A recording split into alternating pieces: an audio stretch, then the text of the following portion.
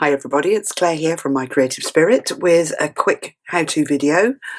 I thought I'd share with you how to make these nice button and thread closures that I've added to my latest album that's just about to come out. It's a really good way of creating a closure that sits nice and flat on your page and coordinates with your papers that you've used as well. So let's move the album out of the way and show you how to do it.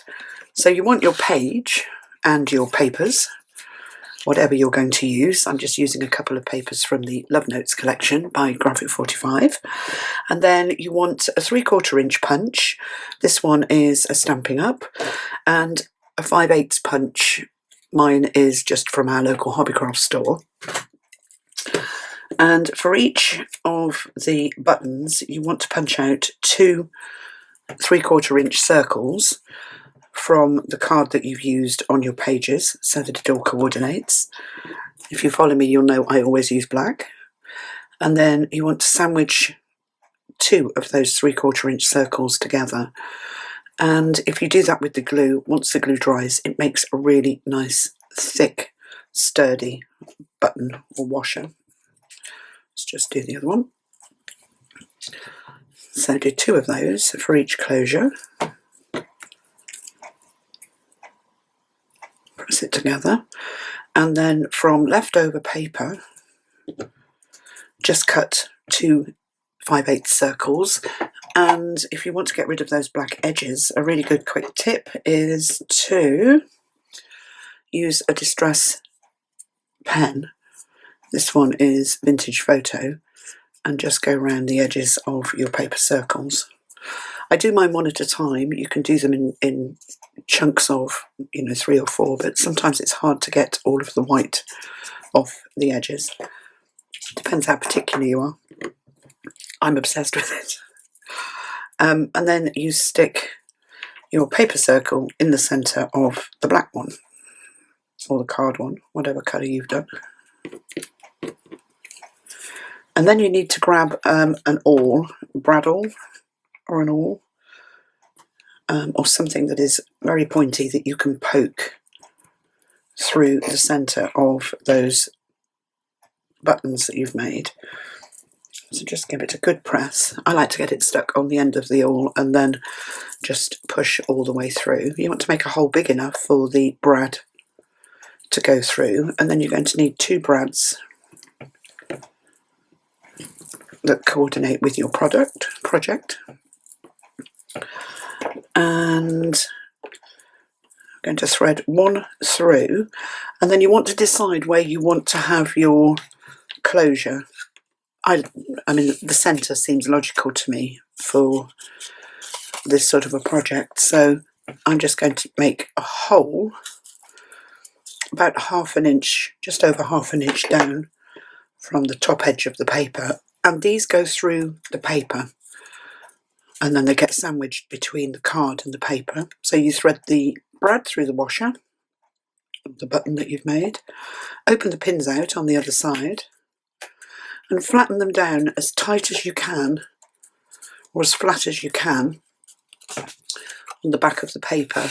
And then just take a little bit of double-sided tape and pop it over the top of those split pins on the back, just to help keep them stuck down. You don't want them to pull out. And then that's the bottom button. That's ready to go onto the card. Now again, I'm just going to do that on the edges. Get rid of the white.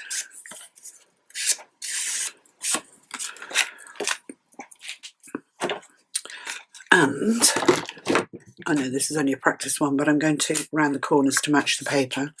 So this is a 1/8 of an inch corner punch. It just adds a really nice small curve. And then I'm just going to use, I'm loving the Anita's glue actually. We're selling it on the website, and it is quite dry, so it doesn't ruckle the card like some wet glues do. And then this piece is ready to go onto the bottom here. Like that, with the button in place. And then we'll do the piece with the top. So this one is slightly different. You want to put the brad through the washer and then bring your paper piece in, find the centre of it.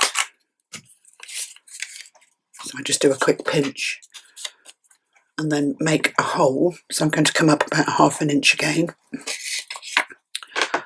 And then you want to have your thread. This is just embroidery cotton or floss, as I think you call it in America.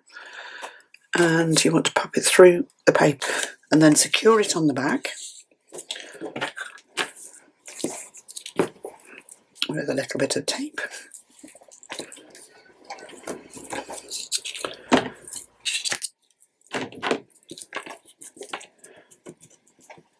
I'm going to take that backing off the tape, then take the washer and then push the washer or the button with the brad on through the hole, and then open the pins out on the other side. I don't want to do that either.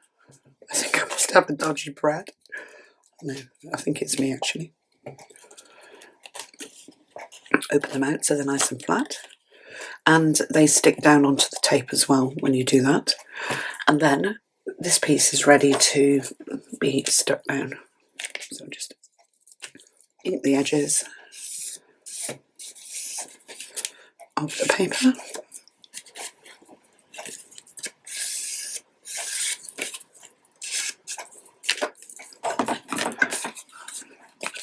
Put a little glue on.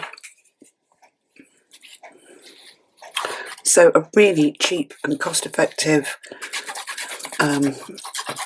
way to add closures to your page. And the nice thing about this size of closure is there's no limit to how far it will stretch. So if you're adding lots into your pages, so you've got bulk in there, quite often if you've got magnetic closures, the more you add, the less likely the magnets are to meet after a while, whereas this just ties up. It doesn't matter what you put inside your page. And that's it. And then you just do it up. And of course, we have to add a doodad on the end. I've just done a video on how to do the doodads, but I will put one on here. So I cut the cotton or the thread to the length that I want. I don't want it overly long on here. And then we just add the little bits to the edge and in the back and the front of that thread end, and then it stops it fraying. So I've got 2 1/2-inch black circles. The 1/2-inch punch is a Stampin' Up punch, and I'm just going to rub them together and stick one under the thread and the other one over the top. Now this one on the top, I've already stuck a 3/8 of an inch paper circle onto it and covered it with glossy accents. And that gives the thread some weight. And it looks really nice. Or you could go even smaller and just add the little 3/8. I've got little heart punches, anything, any punch would just make a nice decoration for the end of your threads. So that's it. That's how I make my button and thread closures. So thanks for watching. I hope you've enjoyed that. I hope you feel inspired to add them to your projects. Give me the thumbs up if you've enjoyed the video, and subscribe to the channel as well to be kept up to date with new projects as they come out.